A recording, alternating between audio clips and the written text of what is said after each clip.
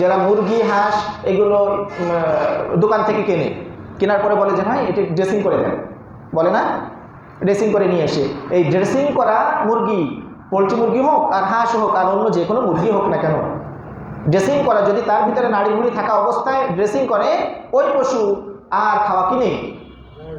জানেই না, বলেন, কথা বলেন, খাওয়া জায়েজ আছে না? জায়েজ নেই, জায়েজ নেই। ড্রেসিং করা পশু যদি নাড়ি ভুঁড়ি থাকা অবস্থায় ড্রেসিং করা হয় ওই পশু খাওয়া হারাম হয়ে যায়। এই জন্য হালাল পশু খুবই জরুরি।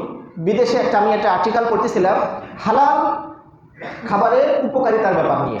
হালাল পশু বা হালাল খাদ্যের কেন এত চাহিদা দিন দিন বাড়তেছে বহির্বিশ্বে, ইউরোপ কান্ট্রিতে তারা হালাল গোশ কেন খেতে চায়?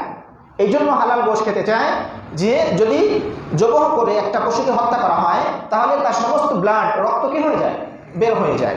আর ব্লাড থাকা অবস্থায় যদি কোনো পশুকে হত্যা করা হয় এবং ওইটাকে খাওয়া হয় তাহলে মানুষের ভিতরে এক ধরনের রোগ তৈরি হয়, যে রোগের চিকিৎসা এখনও তৈরি হয়নি।